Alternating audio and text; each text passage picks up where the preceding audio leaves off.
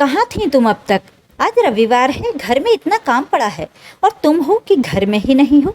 कहाँ घूम रही थी अब तक तुम? पति अनिल ने घर में घुसने से पहले ही सवाल करना शुरू कर दिया। हाँ, आज रविवार था तो मैंने सोचा थोड़ा बहुत अपने और अपने बच्चे के लिए वक्त निकाल लूँ, इसे कहीं बाहर घुमा लाऊं। अर्चना ने जवाब दिया। तुमको रविवार सूझ रहा है? घर में इतना काम पड़ा है, शर्म आनी चाहिए तुमको। शर्म? कैसी शर्म? और क्यों शर्म आनी चाहिए? आखिर रविवार तो सबके लिए होता है, तो मेरे बेटे और मेरे लिए भी है। क्या हो गया जो हम बाहर घूमने चले गए? अर्चना ने जवाब दिया। मैं तुम्हारा पति हूँ, मैं तो घर पर हूँ और तुम रविवार मनाने के लिए अकेली बाहर घूम रही हो। यहाँ घर में काम को लेकर मेरी माँ और तुम्हारी देवरानी सुकन्या दोनों कितनी परेशान हो रही हैं। अरे इसमें परेशानी की क्या बात है? ये घर सुकन्या का भी तो है, वो भी तो घर की छोटी बहू है। क्या हो गया जो उसने घर के काम कर दिए? और रही बात मम्मी जी की, तो अभी वो बुजुर्ग तो हुई नहीं हैं, कभी कभी थोड़ा बहुत काम तो कर ही सकती हैं। जो काम मैं अकेली करती थी वो ये दोनों मिलकर कर रही हैं, फिर भी दोनों परेशान हो रही हैं। मेरे काम में तो 10 कमियां निकाल देती थी। और रही बात तुम्हारे बिना रविवार मनाने की, तो तुम शायद भूल रहे हो कि मेरे और मेरे बेटे के बगैर तुम भी तो हमेशा ही बाहर घूमने जाते हो। घर में सब जाते हैं, बस हम दोनों ही नहीं जाते। तो आज मैं अकेली ही अपने बेटे को लेकर चली गई तो क्या हो गया? अर्चना बराबर जवाब दिए जा रही थी। उससे बहस करना किसी ने ठीक नहीं समझा। जानते थे कि वो तो चुप होगी नहीं, उसने अगर एक बार बोलना शुरू कर दिया तो वो चुप होती नहीं। इसलिए सब चुप हो गए और वो चुपचाप अपने कमरे में चली गई। पर जाते समय सबके फूले हुए चेहरे जरूर देख गई, पर उसे क्या फर्क पड़ना था? वो तो अपने बेटे आदित्य के चेहरे की खुशी को देखकर खुश थी। अर्चना इस परिवार की बड़ी बहू है। इस परिवार में उसकी सास विनीता जी, पति अनिल, देवर देवरानी मिहिर और सुकन्या, साथ ही उसका बेटा 6 वर्षीय आदित्य और देवर देवरानी का एक बेटा 5 वर्षीय ध्रुव है। अर्चना पहले ऐसी बिल्कुल नहीं थी। अर्चना की शादी को 8 साल हो चुके थे। हालांकि वो अपने पति को शुरुआती दिनों से ही पसंद नहीं थी, पर फिर भी मजबूरी में उन्होंने इसे अपनी पत्नी माना। अरे भाई, आखिर जबरदस्ती की शादी करवाई थी, और वो भी उनकी मम्मी ने ही। दरअसल अनिल का शादी से पहले अपने कलीग प्रीति के साथ अफेयर था। प्रीति आज के जमाने की पढ़ी लिखी मॉडर्न लड़की थी। छोटे छोटे बाल, टाइट जीन्स और मुंह से फर्राटेदार इंग्लिश बोलती हुई, और सबसे बड़ी बात, खुद के पैरों पर खड़ी बहू को भारतीय सास बहुत कम बर्दाश्त कर पाती है। जब अनिल ने प्रीति से विनीता जी को मिलवाया तो विनीता जी ने उसके सामने उनके अनुसार आदर्श बहू बनने की शर्त रखी, पर प्रीति ने साफ मना कर दिया, कहीं उनका बेटा भागकर उस लड़की से शादी न कर ले। इस कारण से आनन फानन में उन्होंने अपने बेटे अनिल के लिए अर्चना को पसंद किया और अपनी कसम देकर शादी करवा दी। अनिल उस समय ज़्यादा कुछ कर भी नहीं पाया, क्योंकि कसम का तो सिर्फ बहाना था। अगर वो कुछ करता तो उसे शायद प्रॉपर्टी में से हिस्सा नहीं दिया जाता। अर्चना एक गरीब परिवार की बेटी थी। उसने अपना ग्रेजुएशन पूरा कर लिया था। उससे छोटी 2 बहनें और एक भाई और था। बिना दान दहेज की शादी थी, इसलिए उसके पिताजी ने ज़्यादा कुछ पूछा नहीं और अपने सिर का बोझ उतार दिया। शादी की रात भी अनिल ने उससे ठीक से बात तक नहीं की थी। उसने जब इस बारे में उससे पूछा तो अनिल ने उसे डांटते हुए कहा था, ज़्यादा मेरी पत्नी बनने की कोशिश मत करना। तुम मेरी माँ के कारण इस घर में आई हो, वरना तुम जैसी गंवार लड़कियों से तो मुझे दूर रहना ही पसंद है। अर्चना रात भर अपनी किस्मत पर रोकर चुपचाप सो गई, ये सोचकर कि कभी तो सुबह होगी और उसकी किस्मत का सूरज उगेगा। लेकिन वो उस घर में नौकरानी से ज़्यादा कुछ नहीं थी। सुबह से शाम तक काम करने के बाद भी उसके लिए काम खत्म ही नहीं होते थे। कहने को तो वो सास के कारण इस घर में आई थी, पर फिर भी सास तो सास ही होती है। उन्होंने तो अपनी इज्जत बचाने के लिए शादी करवाई, तो वो काम तो अब पूरा हो चुका था। चलते फिरते कोई भी उसे कुछ भी सुनाकर चला जाता। 1-2 बार उसने अपनी माँ से भी कहा था, पर माँ ने तो उसे एडजस्ट करने का समझाकर वापस ससुराल भेज दिया। अब तो वो एक बेटे आदित्य की माँ भी बन चुकी थी, लेकिन फिर भी उसके लिए हालात नहीं बदले। जब देवर की शादी हुई और घर में देवरानी आई तो सोचा कि वो तो साथ देगी, पर वो भी उन्हीं के रंग में रंगी हुई आई। सही मायने में तो घर की बहू ही वो थी। सुकन्या भी अपना सारा काम अर्चना पर डाल देती थी और उसे सब कुछ करना पड़ता। अर्चना कुछ कहती भी तो उल्टा उसे ही डांटा जाता और पूरा परिवार उससे लड़ने को तैयार हो जाता। अर्चना इसी को अपनी किस्मत मानकर हर बार चुप रह जाती, यही सोचकर कि आखिर वो कर भी क्या सकती है।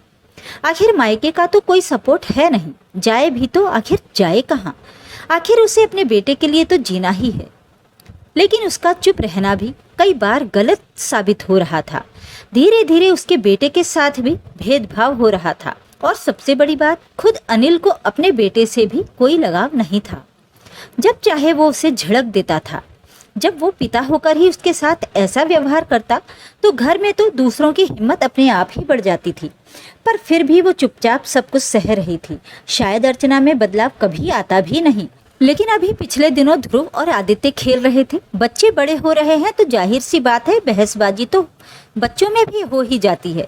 एक छोटी सी खिलौने वाली कार के लिए दोनों लड़ पड़े। तब ध्रुव ने आदित्य को धक्का देते हुए कहा था, अरे तू क्या करेगा कार का?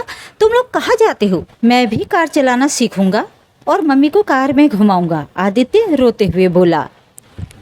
अरे तेरी और तेरी माँ की औकात भी है बाहर घूमने की, जो बेवजह आंसू बहा रहा है। कभी घर के बाहर निकले भी हो तुम लोग, जो कार के लिए उससे लड़ रहा है? अचानक देवर ने हंसते हुए कहा। ये सुनकर आदित्य ने कहा, चाचा आप तो गंदे हो। बस फिर क्या था, ये सुनना था कि अनिल ने आदित्य के गाल पर चांटा दे मारा, जिस कारण वो दूर जाकर गिरा।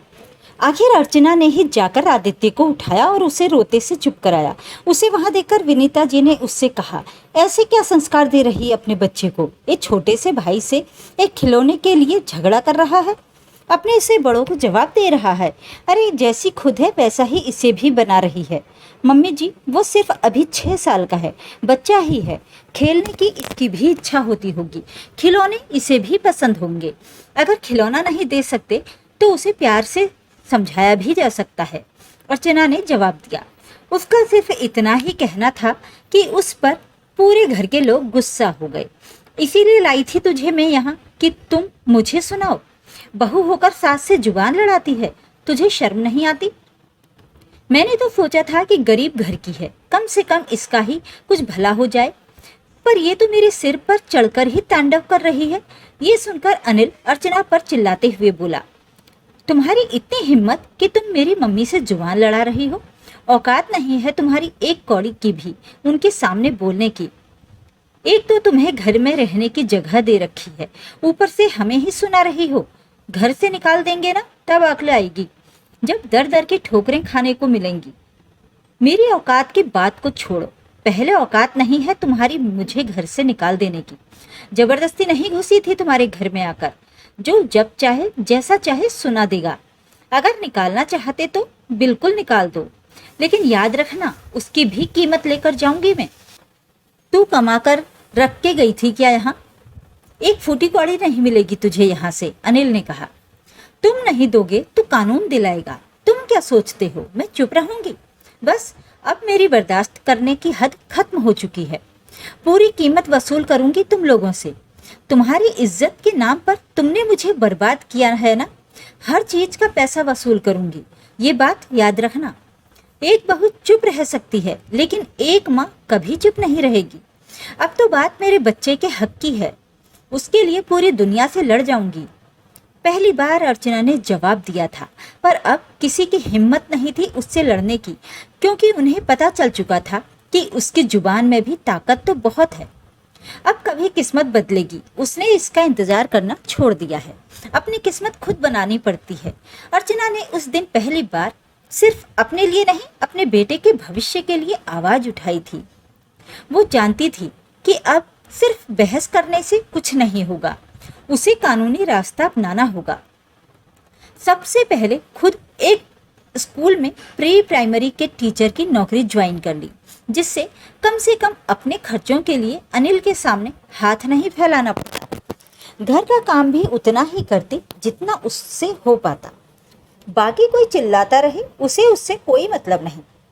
इसलिए अब मजबूरन सास और देवरानी को भी घर के काम में बराबर लगना पड़ता। यहाँ तक कि अब छुट्टी के दिन वो खुद ही अपने बेटे को लेकर बाहर घूमने निकल जाती है। उसने अगले दिन अपने स्कूल के प्रिंसिपल से बात करके एक वकील का नंबर लिया और कानूनी सलाह के लिए पहली बार फैमिली कोर्ट पहुंची। पहली मुलाकात में उसने अपनी शादी, घरेलू हिंसा, मानसिक उत्पीड़न और बेटे आदित्य के साथ भेदभाव की पूरी कहानी वकील को सुनाई। कुछ ही हफ्तों में नोटिस अनिल और उसके परिवार को मिल चुका था। घर में भूचाल आ गया। विनीता जी की समझ में नहीं आ रहा था कि जिसे उन्होंने कभी गिनती में नहीं लिया, वो आज कानून के दरवाजे तक कैसे पहुंच गई। सुकन्या सहमी हुई सी रहने लगी और अनिल, वो अब खुद माँ से कहने लगा, मम्मी ये केस वाकई बिगड़ सकता है, मुझे तो ऑफिस में भी शर्मिंदा होना पड़ रहा है। लेकिन अर्चना का इरादा अब बदल चुका था। उसने फैसला किया कि वो इस घर में अब भी तब तक रहेगी जब तक उसे और उसके बेटे को उनका हक नहीं मिल जाता। उसने घरेलू हिंसा और मेंटल हैरेसमेंट के केस के साथ साथ जॉइंट प्रॉपर्टी में रहने का अधिकार भी कानूनी रूप से दर्ज कराया, जिससे कोई उसे घर से निकाल न सके। अब घर का माहौल बदलने लगा। विनीता जी और सुकन्या अब उससे दूरी बनाने लगी, लेकिन कोई उसे कुछ कहने की हिम्मत नहीं करता। अनिल कभी कभी खुद ही अर्चना को समझाने की कोशिश करता, देखो अब कोर्ट कचहरी में जाने की क्या जरूरत थी। पर अर्चना मुस्कुराकर जवाब देती, मुझे किसी को नीचा दिखाना नहीं, खुद को सीधा खड़ा करना है। और एक दिन कोर्ट ने फैसला दिया, अर्चना और आदित्य को हर महीने मेंटेनेंस मिलेगा और अनिल को काउंसलिंग के लिए पेश होना होगा। उस दिन अर्चना ने फैसला किया कि अब उसे इस रिश्ते में एक पल भी नहीं बिताना है। उसने कोर्ट में डाइवोर्स की याचिका दायर की और अपने बेटे की कस्टडी की भी मांग की।